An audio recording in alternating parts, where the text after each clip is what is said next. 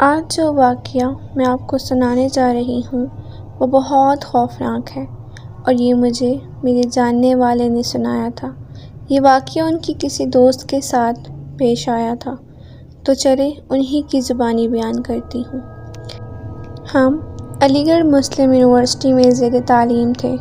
ہمارے گروپ میں 3 لڑکیاں اور 5 لڑکے شامل تھے۔ لڑکوں میں ایک مسلمان، ایک سکھ اور باقی ہم 3 ہندو تھے۔ لڑکیاں تینوں ہی ہندو تھیں۔ تعلیم مکمل ہونے کے بعد بھی ہمارا گروپ اسی طرح چلتا رہا۔ مہینے میں ایک آدھ بار کوئی نہ کوئی سب کو دعوت دیتا اور ہم اکٹھے ہو کر پرانی یادیں تازہ کرتے۔ اسی طرح سردیوں کی ایک شام ایک دوست نے ہم سب کو دعوت دی اور اس دفعہ سب نے مل کر کچھ ایڈونچر کرنے کا سوچا۔ کسی نے پرفضا مقام پر جانے کی رائے دی اور کسی نے تاریخی مقام پر جانے کا کہا۔ سردار جی نے ہمیں پنجاب آنے کی دعوت دی، جس پر ہم سب راضی ہو گئے اور اگلی بار ملنے پر پنجاب جانے کا منصوبہ بنا لیا۔ وقت گزرتے آخر وہ دن بھی آ گیا جس دن سب ملے اور ہم بذریعہ ٹرین پنجاب کے لیے نکل کھڑے ہوئے۔ یہ دسمبر کا ایک سرد دن تھا۔ سورج ہلکی دھند کی لپیٹ میں تھا۔ ہماری ٹرین جس وقت پنجاب میں داخل ہوئی 7 بج رہے تھے۔ 9 بجے ٹرین کسی چھوٹے سے اسٹیشن پر اچانک رکی۔ معلوم ہوا انجن میں بڑی خرابی ہو گئی ہے اور صبح تک انتظار کرنا ہوگا۔ نیا انجن آئے گا تو ٹرین چلے گی۔ سردار جی نے اتر کر آس پاس کا جائزہ لیا اور آ کر بتایا کہ 2 اسٹیشن چھوڑ کر ہمارے گاؤں کا اسٹیشن ہے۔ باتوں باتوں میں ہی سب نے فیصلہ کر لیا کہ ہم صبح تک انتظار کرنے کی بجائے ٹرین کا سفر یہیں چھوڑ کر یہاں سے پیدل ہی نکل چلتے ہیں۔ اس طرح کچھ ایڈونچر کرنے کا موقع ملے گا۔ اب ہم نے اپنے بیگ کندھوں پر اٹھائے اور چل پڑے۔ ہم سب گپ شپ کرتے بے فکر جا رہے تھے کیونکہ سردار جی کو سب راستہ معلوم تھا۔ 2 گھنٹے تک چلنے کے بعد جب سب تھک کر چکنا چور ہو گئے تو فیصلہ ہوا کہ اب آرام کیا جائے اور اگر اس وقت کوئی گاڑی مل جاتی ہے تو اسی میں گاؤں پہنچا جائے، مگر اس سنسان کچے پکے راستے پر گاڑی کا سوال ہی پیدا نہیں ہوتا تھا، وہ بھی آدھی رات کے وقت۔ ہمارے آس پاس صرف کھیت کھلیان تھے جس میں سے کتوں کی بھونکنے کی آوازیں آ رہی تھیں۔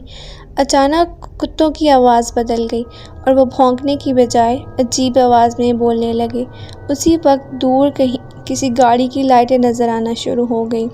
ایک طرف ہم کتوں کی آوازوں سے خوفزدہ ہوئے اور دوسری طرف خوش بھی، کیونکہ اگر یہ بڑی گاڑی ہوتی تو ہم گاؤں جلد پہنچ سکتے تھے۔ جیسے ہی گاڑی قریب آئی کتوں کی رونے کی آوازوں میں اضافہ ہو گیا۔ مسلمان لڑکے عبداللہ نے بتایا کہ کتے جب کوئی غیر مرئی مخلوق، جنات یا آتما وغیرہ دیکھتے ہیں تو رونے لگتے ہیں۔ رات کے اس وقت اس نے آتما کا ذکر کیا تو ہم سب نے اس کا بہت مذاق اڑایا کیونکہ ہمارا جنات پر یقین نہیں تھا۔ سردار جی نے اپنی کوئی منطق پیش کی کتوں کے رونے کی، جس پر سب مطمئن ہو گئے، مگر لڑکیاں بہرحال کتوں کے رونے کی وجہ سے کچھ خوفزدہ ہو گئی تھیں۔ جیسے ہی گاڑی قریب آئی ہم نے دیکھا وہ بڑی وین تھی۔ ہم نے اشارہ دے کر گاڑی رکوائی اور سردار جی ڈرائیور کی طرف گئے اور جا کر اپنے گاؤں کا ایڈریس بتایا تو اس نے کہا کہ وہ اسی طرف جائے گا اور وہ ہمیں ساتھ لے جانے پر رضامند ہو گیا۔ ہم سب گاڑی میں آ بیٹھے۔ ہمارے ساتھ ایک ہندو لڑکا کرشن تھا جس نے عبداللہ کی باتوں کا بہت مذاق اڑایا تھا۔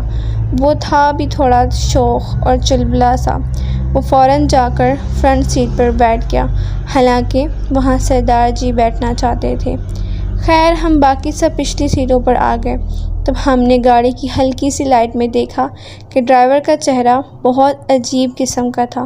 اس کی طرف دیکھ کر پتہ نہیں کیوں ریڑھ کی ہڈی میں سنسناہٹ دوڑتی محسوس ہوتی تھی۔ وہ سارے راستے خاموش ہی رہا اور کوئی بات نہیں کی، جبکہ ہم سب باتیں کرتے، ہنستے، کہکہے لگاتے رہے تھے۔ کرشن نے یہاں بھی عبداللہ کی جان نہیں چھوڑی اور وہ اس کی جن والی بات پر طنز کرتا رہا اور ہم بھی لطف لیتے رہے۔ قریباً 30 منٹ کی ڈرائیو کے بعد گاڑی ایک جھٹکے سے رکی۔ ہم نے باہر نظر دوڑائی تو گپ اندھیرے اور دھند کا راج تھا۔ اس جگہ زندگی کا احساس ہی نہیں ہو رہا تھا۔ ہم نے ڈرائیور کو دیکھا اور رکنے کی وجہ پوچھی تو وہ بتائے بغیر گاڑی سے اترا اور چکر کاٹ کر فرنٹ سیٹ پر بیٹھے ہمارے دوست کرشن کی طرف آیا اور دروازہ کھول کر اس نے ہمارے سامنے ہی کرشن کی گردن دبوچ لی۔ اس سے پہلے کہ ہم میں سے کوئی کچھ کرتا، ڈرائیور کا چہرہ بگڑ گیا۔ اس کے لمبے نوکیلے دانت باہر آ گئے، آنکھوں میں خون اتر آیا۔ اس نے فوراً کرشن کی گردن میں دانت گاڑ دیے۔ ہم سب کی چیخیں نکل گئیں۔ کرشن کو پکارتے اور ڈرائیور کو اسے چھوڑنے کا کہتے ہم وین سے باہر نکلے۔ اتنی دیر میں سردار جی آگے بڑھے اور ڈرائیور پر جھپٹ پڑے۔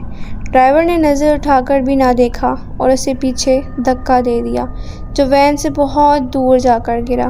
اتنے میں عبداللہ نے اونچی آواز سے کچھ پڑھنا شروع کر دیا۔ اچانک وہاں تیز آندھی چلنے لگی۔ عبداللہ نے چیخ کر ہمیں بھاگنے کا کہا اور خود بھی آگے بڑھ کر سردار جی کو اٹھایا۔ ہم سب مل کر آگے کی طرف بھاگنے لگے، ساتھ ساتھ رو بھی رہے تھے۔ سب سے بری حالت لڑکیوں کی تھی۔ عجیب بات یہ تھی کہ آندھی صرف وین کے پاس چل رہی تھی۔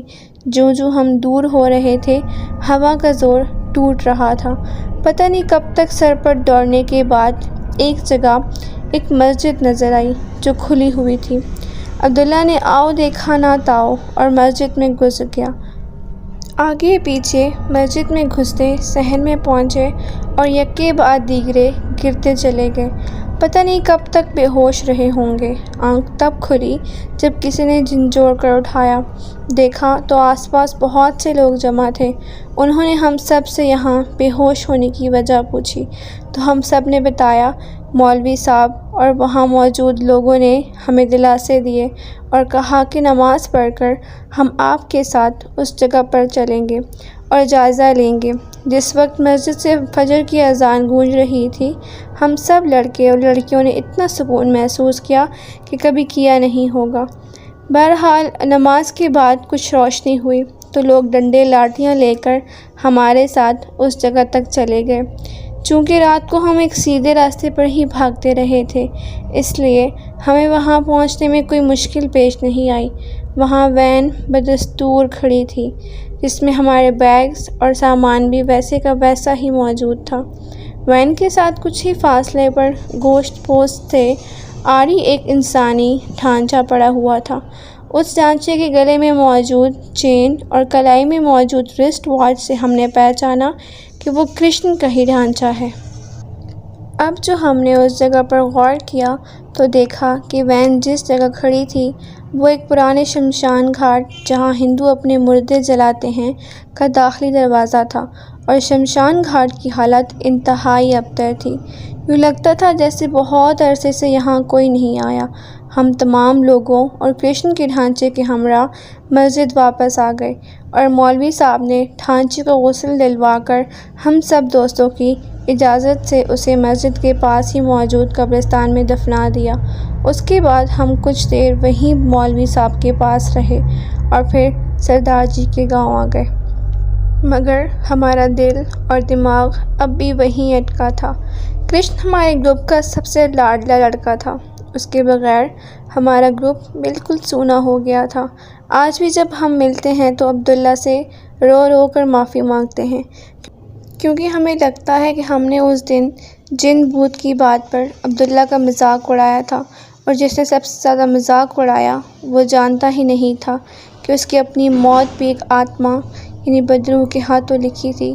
آخر میں بس اتنی سی گزارش ہے کہ کبھی رات کے وقت اپنے محفوظ سفر سے علیحدگی اختیار نہ کریں، خواہ آپ کے گھر کے کتنا ہی نزدیک کیوں نہ ہو۔